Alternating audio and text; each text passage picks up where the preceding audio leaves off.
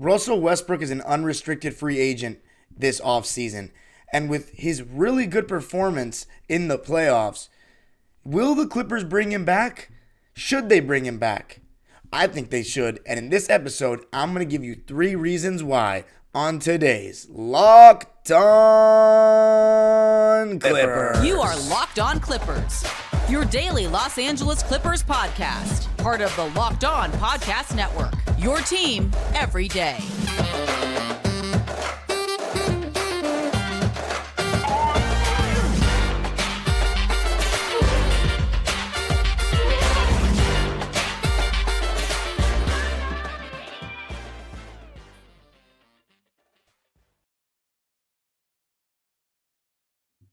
Yes, sir. You are locking in with the Clips. Thank you for making Locked On Clippers your first listen every day, your team every day. I'm your host, Darian Vaziri, and going into my 19th season as a Clipper fan this fall, you can also follow me on Twitter and Instagram at DimeDropperPod and subscribe to my own YouTube channel, Dime Dropper, for even more NBA and LA sports content, going live after every single night of playoff basketball to talk about the games. And Locked On Clippers is free and available on all your favorite podcasting platforms, including YouTube, where I want you to comment why you do or don't want Russell Westbrook back. So obviously, as you can tell from the title of the episode, I do want Russell Westbrook back, and I'm going to tell you 3 reasons why. Starts with his playmaking, what he does on the court, how he improved his performance in the playoffs, which was the big doubt about him, and then his emotional and vocal leadership, the intangible things that he brings to the table. Now, this offseason is a big one in terms of Russell Westbrook. Coming off of the Lakers, people thought, will he get another contract? Like, he's playing so poorly right now, and young teams don't necessarily want him because point guard is not a position that a lot of teams are lacking. A lot of teams either have a really good point guard or a young point guard they want to develop. So Russell Westbrook doesn't necessarily, coming off the Lakers, as I said, teams don't really have point guard vacancies, and Russell Westbrook wanted to start. And that's one of the reasons he came to the Clippers. Clearly, we guaranteed him a starting spot. He came in and he played his way into for sure getting a new contract, a solid one this offseason. It won't be $46 million a year, but I definitely think it'll be in the range between $10 to $20 million if he tries to get the most money he can get. That's $10 to $20 million per year, in my opinion, because he's still worth that for at least another 2 years with his athleticism. And as you could see, if he's surrounded by the proper personnel, he can still provide a positive impact to the team. And when I say proper personnel, I mean some good shooters. And, this is not something that the Clippers don't even do that well, but a team that likes to push pace. Those are really good for Russ, who proved that he's still a good player and will probably, from what we're hearing, he wants to get the most money he can get. And if that's the case, well, he's probably going to get a better deal than the Clippers can offer him, because remember, with the CBA rules, the new CBA rules, the Clippers now because they're over the second tax apron, they can't go further over the tax. All they can do is sign guys to minimum contracts. We can't use our tax level or mid-level exception, whatever that is, the TPMLE, taxpayers mid-level exception, all that. We can basically only sign guys on minimum contracts unless we move some contracts. And that's probably what I think we're going to try to do to keep Russell Westbrook, because it's very clear that everybody liked him. But let's talk about the first reason why I think Russ should come back. He really did add to our playmaking. For many months, we said we don't need a point guard. It's not going to help. All that matters is if we create good enough shots. And look, I think with Terrence Mann at the point, with Kawhi and Paul George healthy, we did create enough good shots throughout the season. We still managed to get good shots. The problem is 2 things with that. When Paul George is one of your top 2 on-ball initiators, he's very turnover prone.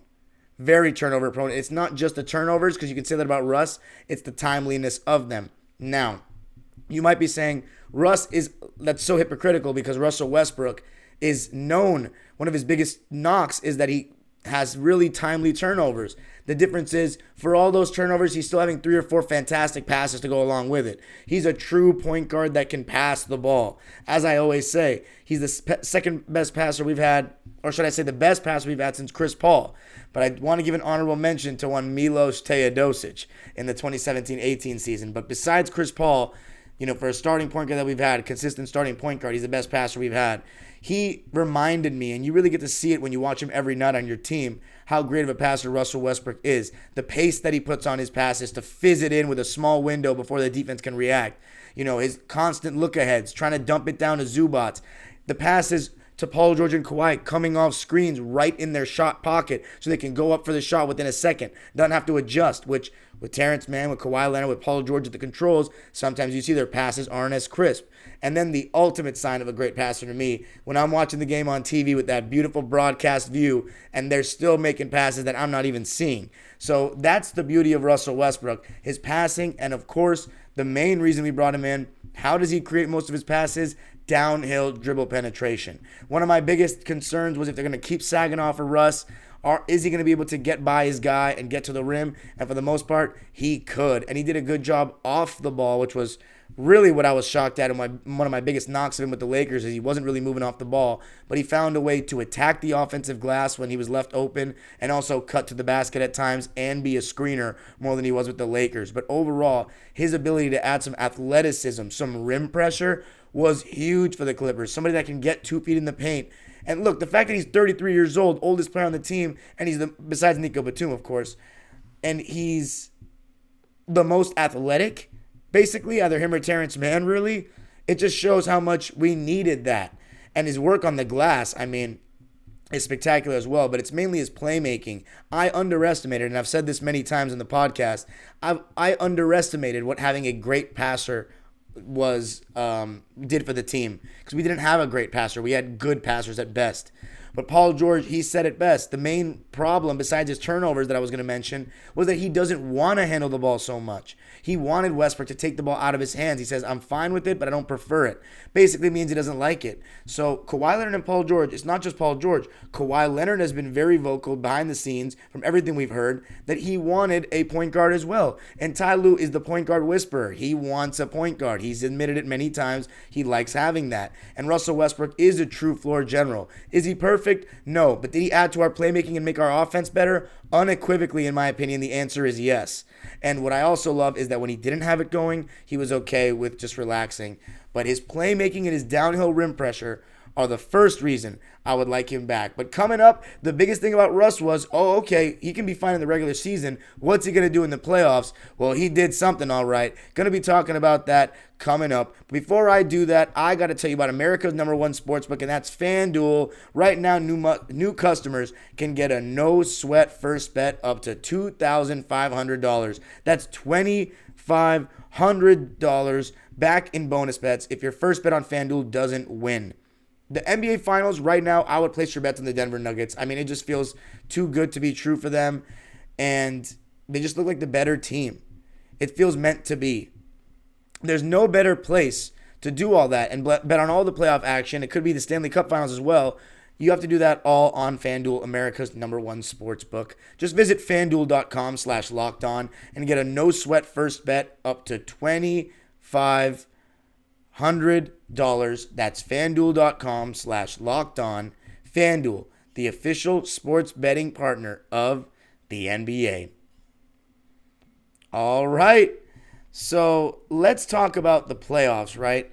So as a Clipper, Russell Westbrook's regular season stats were 16 points, 5 rebounds, and 8 assists.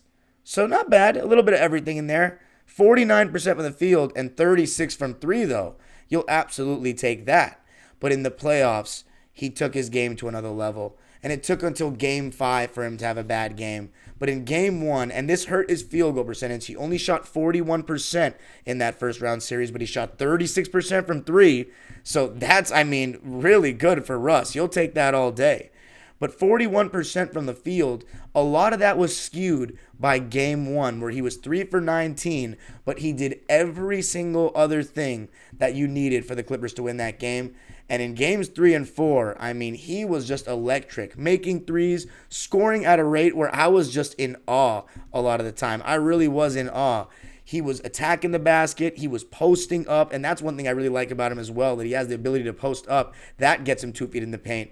And oh man, the confidence he was playing with was off the charts. And that's one thing that we really brought back for Russ. With the Lakers, you can clearly tell it was all in his head. Mentally, just didn't seem like his most confident self. And that's very normal when you don't feel wanted with the team. You know, they're putting your name in trade rumors, players potentially being involved behind the scenes and all that. And they've been trying to move off you for a whole summer.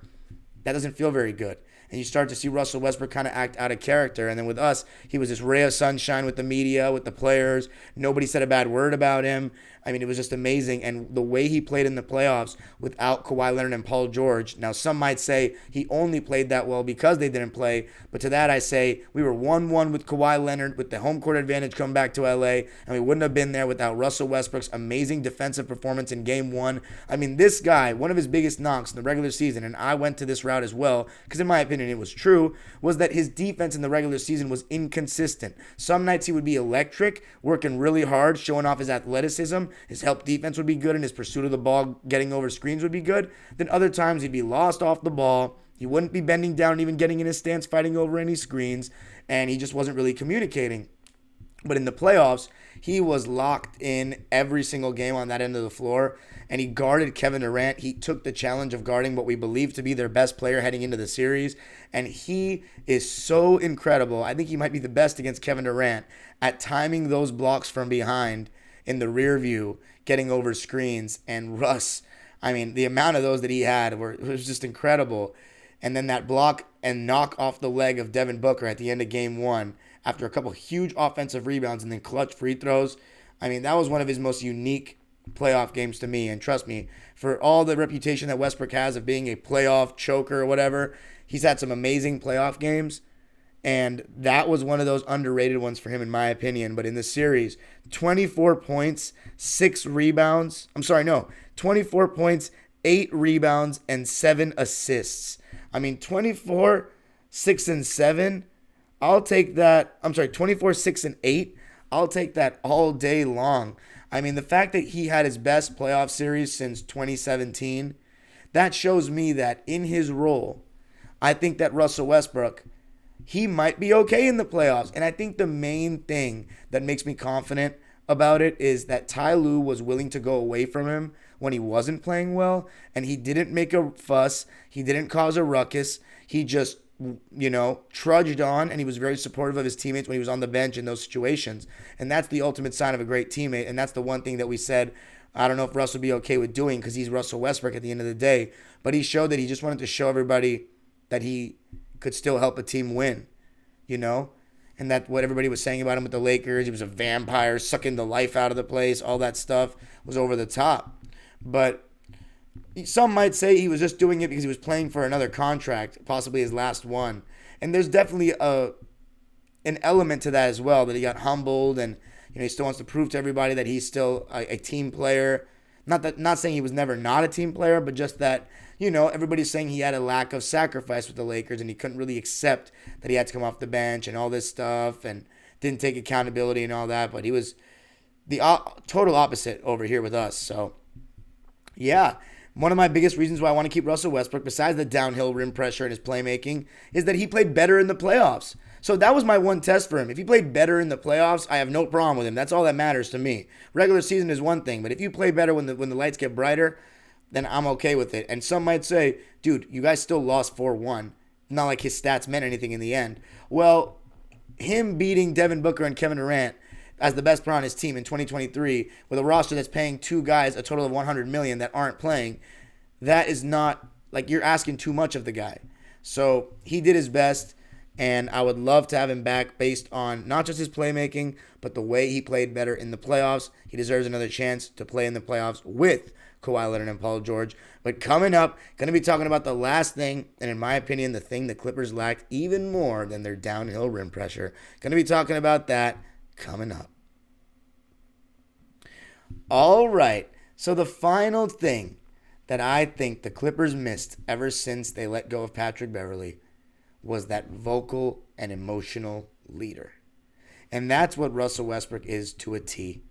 It's not just that he's a true point guard, which, first of all, he's not necessarily. When he was young, everybody was saying that he was a score-first point guard. He's more of a scorer than a passer, all this. Then he led the league in assists and points, like on some Tiny Archibald stuff.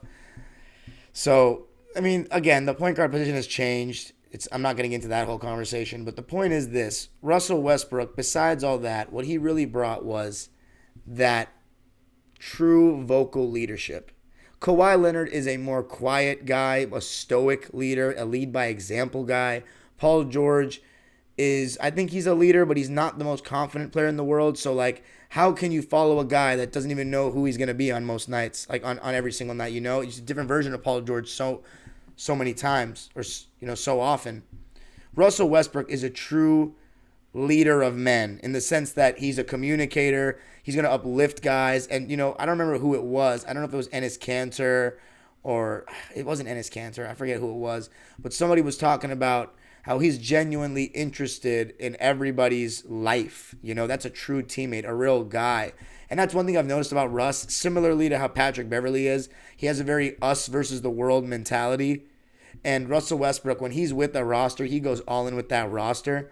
And that's one thing you could see off the bat, and certain guys like Zubats, right, who don't get enough touches, in my opinion. Russ was a guy who, looking like when Zoo's underneath, I'm actually going to throw him the ball. Paul George has a mismatch. Let's clear out the side. I'm throwing him the ball. We saw a higher IQ version of Russell Westbrook with the Clippers, a guy that actually understands who needs the ball at what moment.